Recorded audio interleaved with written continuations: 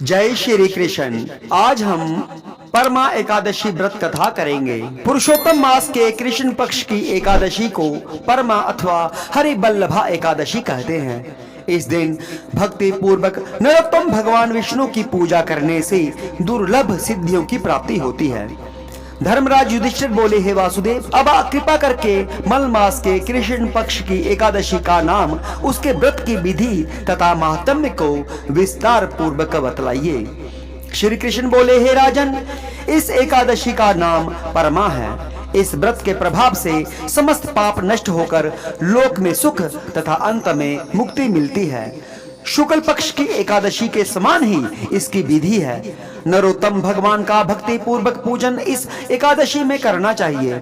इस बारे में एक मनोहर कथा और जो कामपल्य नाम नगर में हुई, मैं तुमसे कहता हूँ। प्राचीन काल में कामपल्य नामक रमणीक नगर में सुमेधा नाम का एक अत्यंत धर्मात्मा ब्राह्मण रहता था। उसकी स्त्री भी अत्यंत पतिव्रता थी, परंतु दुर्भाग्यवश वे अत्यंत दरिद्र थे। उनके अनेक मनुष्यों से भिक्षा मांगने पर भी उनको भिक्षा नहीं मिलती थी। इस कारण भली प्रकार भोजन, वस्त्र और रहने को स्थान तक नहीं था। रूप व यौवन से संपन्न उसकी स्त्री अपने पति सहित अत्यंत कठिनता से जीवन निर्वाह किया करती थी।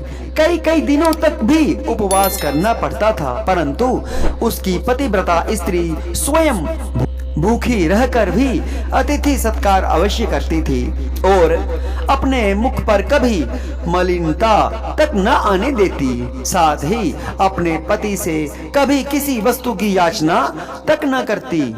भूख और गरीबी के कारण उसका शरीर दिन प्रतिदिन दुर्बल होता जा रहा था। अपनी स्त्री के दुर्बल शरीर एवं घर में अन्न का अभाव देखकर सुमेधा ब्राह्मण एक दिन अपने स्त्री से कहने लगा, हे प्रिय, यदि मैं किसी श्रेष्ठ मनुष्य से धन मांगता हूँ तो मुझको कोई कुछ देता नहीं। मैं क्या करूं, कहां जाऊं? बिना धन के घर के कार्य सिद्ध नहीं होते। अतः मुझको विदेश जाने की आज्ञा दो, जिससे मैं कुछ धन प्राप्त कर सकूं। मुझे कुछ प्रयत्न तो करना ही चाहिए, क्योंकि बिना परिश्रम के कार्य की सिद्धि नहीं होती। हताश पति के दुख भरे वचन सुनकर ब्राह्मणी विनीत भाव से बोली, हे स्वामी, यद्यपि मैं कोई विद्वान तो नहीं, फिर भी आपकी आज्ञा से कुछ कहना चाहती हूँ। पूर्व जन्म में जो मनुष्य विद्या, धन और भूमि दान करते हैं, उन्हें ही इस जन्म में विद्या, धन और भूमि मिलती है। यदि कोई पूर्व जन्म में दान नहीं करता तो भगवान उसे केवल अन्न ही देते हैं। मैं आपका वियोग नहीं सह सकती। पति रहित स्त्री की संसार में माता, पिता, भ्राता, ससुर तथा संबंधी आदि सभी निंदा करते हैं। इसलिए आपको यहीं पर रहना चाहिए। अपनी स्त्री के ऐसे वचन सुनकर वह ब्राह्मण परदेश नहीं गया और कामपल्य नगरी में ही दिन काटने लगा। कुछ समय के पश्चात कौंडिन्य ऋषि कामपल्य नगरी में पधारे। उनको आते देखकर सुमेधा और उसकी पत्नी ने ऋषि कौंडिन्य को प्रणाम किया और कहा, हम आज धन्य हैं। आज हमारा जीवन आपके दर्शन मात्र से ही सफल हुआ। तथा उनको अपने घर में लाकर आसन तथा भोजन दिया। भोजन के पश्चात उस पतिव्रता स्त्री ने मुनि से पूछा, हे मुनि, आप मुझे दरिद्रता का नाश करने का कोई उपाय बतलाएं। मैंने अपने पति को परदेश में धन कमाने जाने से रोका है। मेरे भाग्य में आप आगे हैं। मुझे पूर्ण विश्वास है कि अब हमारी दरिद्रता दूर हो जाएगी। आप हमें दरिद्रता मिटाने वाले किसी व्रत के बारे में बतलाइए। कौंडिन्य ऋषि को ब्राह्मण दंपति पर दया आ गई और वह बोले, हे देवी, मल मास के कृष्ण पक्ष की परमा एकादशी के व्रत से समस्त पाप, दुख और दरिद्रता आदि नष्ट हो जाते हैं। जो मनुष्य इसका व्रत करता है वह धनवान हो जाता है। इस व्रत में नृत्य, गायन और भजन कीर्तन सहित रात्रि जागरण करना चाहिए। कुबेर को महादेव जी ने इस व्रत के कारण धनाधिपति बना दिया था।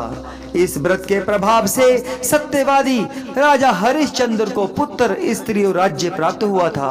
तत्पश्चात मुनि ने उसको एकादशी के व्रत की समस्त विधि बतलाई।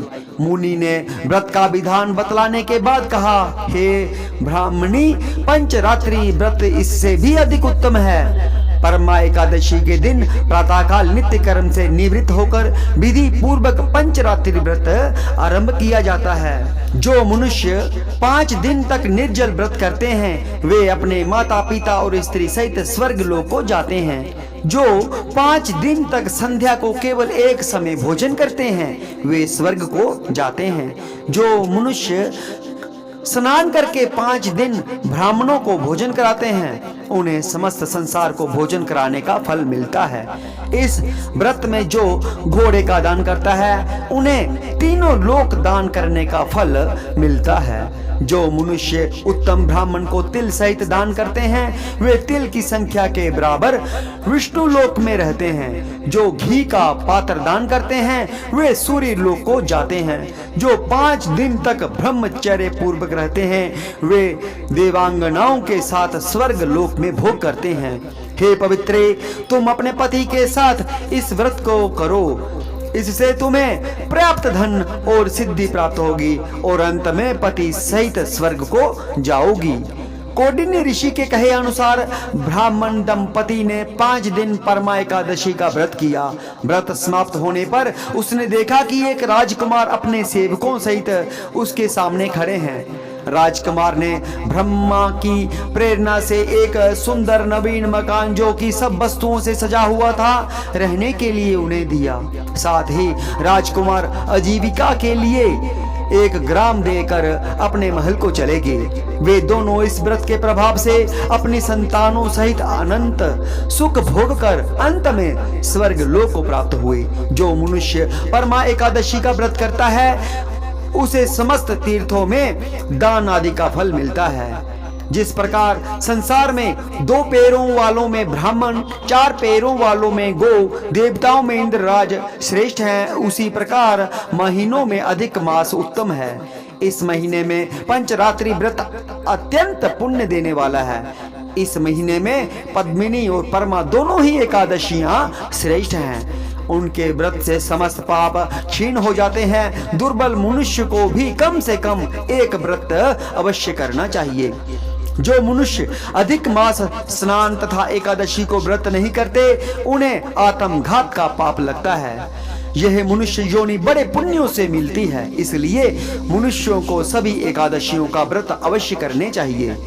इस संवाद का उपसंहार करते हुए भगवान श्री कृष्ण ने कहा, हे धर्मराज युधिष्ठिर, जो आपने मुझसे पूछा था सो मैंने आपको बतला दिया। अब आप इसका व्रत भक्ति पूर्वक कीजिए। जो मनुष्य अधिक मास की एकादशी तथा शिवरात्रि का व्रत करते हैं वे स्वर्ग में इंद्र के समान भोगों को भोग कर तीनों लोकों में वंदित होकर विष्णु लोक को प्राप्त होते हैं। जय श्री कृष्ण।